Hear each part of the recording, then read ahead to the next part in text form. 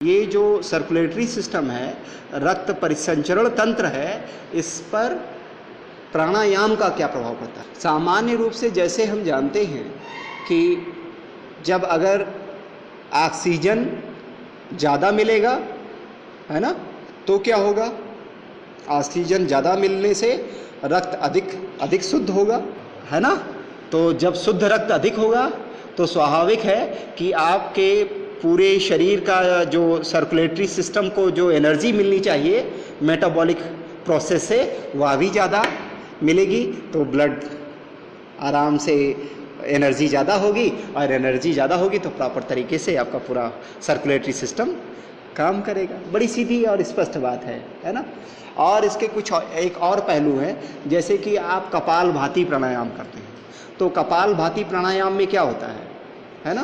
कपालभाति प्राणायाम में यह होता है कि जैसे आपने श्वास बैठे आप, और श्वास आपने बाहर निकाली झटके से, तो जब आपने झटके से बाहर निकाली तो क्या होगा, ये जो डायाफ्राम है यहाँ पर वो थोड़ा ऊपर उठेगा, ठीक है। फिर से अपने आप श्वास अंदर आएगी तो डायाफ्राम नीचे जाएगा। तो ये डायाफ्राम ऊपर आने से क्या होगा, जो आपकी वेन्स हैं उनके थ्रू डीऑक्सीजनेटेड ब्लड जो है, अशुद्ध रक्त है, वो तेजी से दौड़ेगा हार्ट की तरफ। तो रक्त का शुद्धिकरण जो है वह तीव्र हो जाता है ना।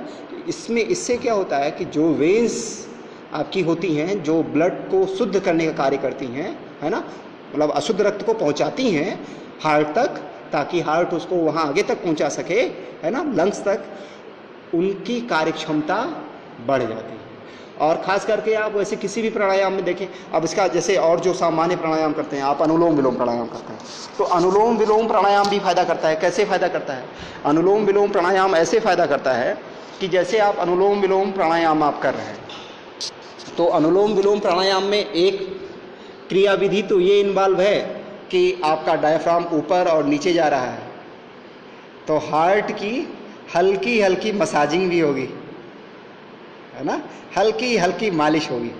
तो जब हल्की हल्की मसाज होगी, उसकी हल्की हल्की मालिश होगी, तो जहाँ कहीं भी उसमें आर्टरीज में, वेन्स में कहीं ब्लॉकेजेस होंगे ये दूर होंगे, है ना। सब लोगों को पता है कि मालिश जब हम करते हैं और मालिश से कहीं भी रक्त, हमें तुरंत स्फूर्ति महसूस होती है।